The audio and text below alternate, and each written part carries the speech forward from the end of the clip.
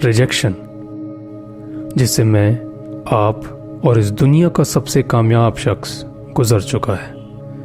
ये कुछ लोगों को तोड़कर रख देता है, वहीं कुछ लोग इसे तोड़कर आगे निकल जाते हैं। आज हम एक ऐसे लड़के की जिंदगी को समझेंगे जिसकी परवरिश माता पिता के साथ नहीं बल्कि रिजेक्शन के साथ हुई है। चैप्टर 1। एक सीधा सवाल। जब आप स्कूल से घर आते हैं, कोई होता है जो आपका इंतजार करता है। एक माँ, एक पिता जिन्हें आपकी चिंता लगी रहती है, जो आपका ख्याल रखते हैं। ये जो एक एहसास है, ये नारुतो के पास कभी नहीं था, कभी नहीं, क्योंकि कोनोहा के उस हीरो ने अपने विलेज को बचाने के लिए अपनी और अपने परिवार की जान कुर्बान कर दी थी। और ऐसा दुर्भाग्य कि उसी विलेज ने उसके बेटे को पूरे बचपन बहिष्कार के सिवा कुछ नहीं दिया।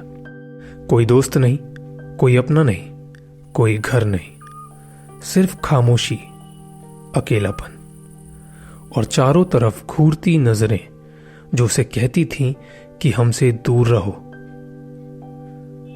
ये दर्द सुनने में छोटा लग सकता है, पर जब ये दर्द रोज रोज मिलता है तब ये इंसान को तोड़ देता है, या फिर ऐसा बना देता है जो कोई नहीं बना सकता। पर क्या आप जानते हैं कि कुछ ऐसा ही दर्द किसी ने असल जिंदगी में झेला है। 1947 की एक गर्म दोपहर को एक बच्चा स्कूल से घर आता है और पाता है कि उसके माँ बाप, उसके भाई बहन को उसकी आंखों के सामने मार दिया गया है। उसके पिता ने खून से लथपथ अपने आखिरी दम में सिर्फ इतना कहा, अपनी जान बचा के भाग और पीछे मुड़कर मत देखना। उस बच्चे का नाम था मिल्खा सिंह। वो हादसा उसके संघर्ष की शुरुआत थी, पर इन सब के बावजूद वो एक दिन एक महान एथलीट बना और दुनिया की नजरों में इज्जत कमाई। चैप्टर 2।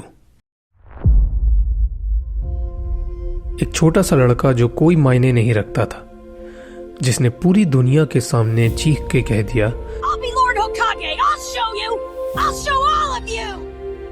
लोग हंसे, कुछ ने तरस खाया, कुछ ने नजरअंदाज किया, पर नारुतो नहीं रुका। वो हर किसी को बताता था, अपने टीचर को, अपने दुश्मन को, उन्हें भी जो उसे सुनना नहीं चाहते थे, क्योंकि ये एक सपना नहीं था, ये एक वादा था जो उसने खुद से किया था।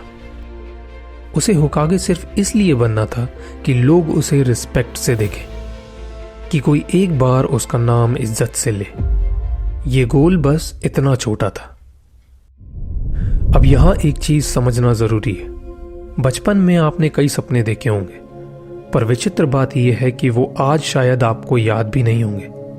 और जैसे जैसे हम बड़े होते हैं, अपने वजूद को साबित करने में लग जाते हैं। सांसारिक मोह माया, वक्त गुजरता है, सपने गुजर जाते हैं। यही आम इंसान की कहानी है। अब मैं आपको एक ऐसा रास्ता बताने वाला हूं जिसके जरिए इतिहास में कई लोगों ने अपने असंभव लक्ष्य को पूरा किया है। 711 एडी में तारिक इब्न जियाद नाम का एक सेनापति था, जिसकी सेना संख्या में दुश्मन के मुकाबले कई गुना कम थी। गिब्राल्टर नामक जल मार्ग पार करते ही उसने सारी नावों को जलाने का आदेश दे दिया और कहा, पीछे समंदर है और आगे दुश्मन। उस पल सेना में डर था, पर वापस जाने का कोई रास्ता नहीं था। और फिर वही डर जुनून बन गया। उस असंभव जंग को जीतकर उन सिपाहियों ने उस दिन इतिहास लिख दिया था। जब आप अपना सपना दुनिया के सामने कह देते हो, तब कुछ कमाल का होता है। आपकी इज्जत दांव पर लग जाती है। तब मुकर जाना शर्मिंदगी की बात होती है और आप झक मार कर उसे पूरा करने में जुट जाते हो। नारुतो ने जाने अनजाने में इसी सिद्धांत का पालन किया था। उसके लिए कभी कोई प्लान भी था ही नहीं। उसके लिए होकागे बनना ही एकमात्र विकल्प था। पर इस सिद्धांत से चलने के लिए चाहिए हिम्मत, जो बहुत कम लोगों में होती है। ध्यान रहे, ये लाइफ एंड डेथ स्ट्रैटेजी है जिसमें जोखिम बहुत ज्यादा होता है, इसलिए कोई भी फैसला सोच समझ कर लीजिएगा। चैप्टर 3। एक ऐसी चीज जो नारुतो को सबसे अलग बनाती थी, वो उसका जिंजुरिकी होना या उजुमाकी खून होना नहीं था, बल्कि उसकी बेवकूफ़ी थी। वो इतना पागल था कि उसे लगता था वो अकेले पूरी दुनिया की नफरत को बदल सकता है, और यही पागलपन उसे यूनिक बनाता है। आज से सालों पहले स्टीव जॉब्स ने एक बात कही थी, the people who are crazy enough to think they can change the world are the ones who do. दुनिया उन्हें क्रेजी कहती है जो भीड़ से अलग चलते हैं। नारुतो भी वही पागल लड़का था जिसने लोगों के इम्पॉसिबल को अपना गोल बना लिया था। लेकिन क्या ये सिर्फ कहानियों में होता है? नहीं, हमें याद करना होगा उस इंसान को जो पेपर बेचने से लेकर भारत का मिसाइल मैन बनने तक का सफर तय कर चुका है, डॉक्टर एपीजे अब्दुल कलाम, जिनका जन्म रामेश्वरम के एक गरीब परिवार में हुआ था। बचपन में वो अखबार बेचते थे ताकि पढ़ सकें। उनका सपना हालात के हिसाब से कहीं ज्यादा बड़ा था, फाइटर पायलट बनना। 23 साल की उम्र में कलाम ने एयरफोर्स का एग्जाम दिया और रिजेक्ट हो गए। 9 में से सिर्फ 8 की जरूरत थी और कलाम 9वें स्थान पर आए थे। सिर्फ एक स्थान से चूक गए, पर उन्होंने सपना नहीं बदला, रास्ता बदला, और वो इंसान जो पायलट नहीं बन सका, वो इंडिया का मिसाइल मैन बन गया और फिर इंडिया का प्रेसिडेंट। नारुतो निंजा एकेडमी के ग्रेजुएशन एग्जाम में 3 बार फेल हुआ था, क्योंकि उसे पास करने के लिए एक जुत्सु करना पड़ता था। वो एक जुत्सु जो वो नहीं कर पाता था, शैडो क्लोन।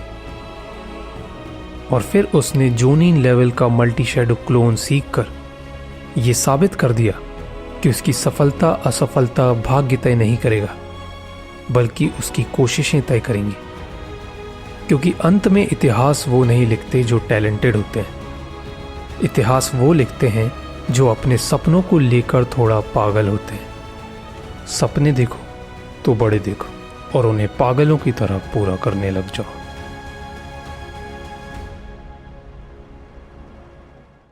चैप्टर 4।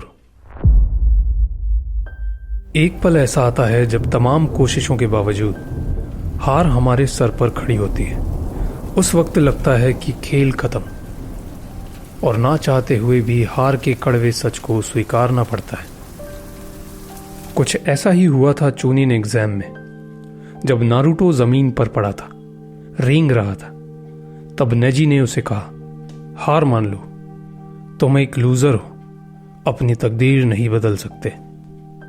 सबका यही सोचना था कि नारुतो से नहीं होगा, पर जमीन पर पड़ा हुआ नारुतो ये सोच रहा था कि उसकी अगली चाल क्या होगी। उस क्षण में नारुतो ने सबको हैरान कर दिया और सबसे ताकतवर गेनिन को हराकर अपना भाग्य अपनी कोशिश के लहू से लिख दिया। यहां एक चीज अलग थी, नारुतो हार मानने को तैयार नहीं था। उसे ये पता ही नहीं था कि क्विट कैसे करते हैं। कुछ ऐसा ही हुआ था असल जिंदगी में, जब एक 13 साल के लड़के ने यूट्यूबर बनने की जिद पकड़ ली थी। बेहद शर्मीला और एवरेज लड़का, वो अपने कमरे में बैठकर वीडियोस बनाता और अपलोड करता। कई सालों तक हजारों वीडियो डालने के बाद भी कोई खास व्यूज नहीं आए, पर उसे भी हार मानना नहीं आता था। वीडियोस बनाना उसका जुनून बन चुका था, और फिर एक दिन उसकी एक वीडियो वायरल हो जाती है। हालात तेजी से बदलने लगते और देखते ही देखते किसने सोचा था कि बचकाने वीडियोस बनाने वाला एक शाय लड़का एक दिन यूट्यूब पर राज करेगा। जब जीतने की कोई उम्मीद ना बची हो और तुम्हारा जुनून तुम्हें आगे बढ़ने को कह रहा हो, तो मेहरबानी करके उसकी बात मान लेना, क्योंकि वही पल तुम्हें साधारण से असाधारण बनने के रास्ते पर ले जाएगा। चैप्टर 5। एक और अहम चीज है जो नारुतो को बाकियों से अलग बनाती है, यहां तक कि जिराया से भी। इस दुनिया में दो तरह के लोग होते हैं, एक जो जज करते हैं और एक जो समझते हैं। नारुतो दूसरी कैटेगरी का था। उसने गारा में दुश्मन नहीं देखा, उसने अपना पास्ट देखा। उसने सासुके में नफरत नहीं देखी, उसने वो दर्द देखा जिससे वो खुद गुजर चुका था। अकेलापन, वंचित, गुस्से से भरा हुआ। फर्क सिर्फ इतना था, उसने अपने दर्द को समझा और इसीलिए वो दूसरों का भी दर्द समझ पाया। अक्सर आपने आसपास या फिर स्कूल में एक ऐसा लड़का देखा होगा जो टीचर से लेकर बच्चों तक सबको इरिटेट करता है, परेशान करता है और उसे उसी में मजा आता है, जिससे आप दूर भागते हैं, नफरत करते हैं। ये प्रतिक्रिया आपके जजमेंट से आती है कि ये लड़का मुसीबत है। पर क्या आपने कभी ये समझने की कोशिश की कि शायद उसे कोई तकलीफ हो, कोई ट्रॉमा या फिर कोई ऐसा दर्द जो शायद वो किसी को बता नहीं सकता। किसी वजह से उसके अंदर का वो शरारती नारुतो कोनोहा में गड़बड़ी कर रहा है। दूसरों को समझने की इस कला में माहिर एक ऐसा व्यक्ति जो अहिंसा का पर्याय था, महात्मा गांधी, जो ये भली भांति जानते थे कि नफरत से नफरत बढ़ती है और समझने से बदलाव आता है। नारुतो की असली ताकत यही थी, ना रासेंगन ना कुरमा, सिर्फ करुणा, वो दया का भाव। तो अगली बार जब आपका सामना रिजेक्शन से हो तो समझ जाना कि वो आपको रोकने नहीं, परखने आया है। क्योंकि जिस कामयाबी को आप हासिल करना चाहते हो उसकी कीमत इतनी सस्ती नहीं कि आसानी से आपके हाथ आ जाए। इसी के साथ मिलते हैं अगले वीडियो में और तब तक के लिए सायोनारा।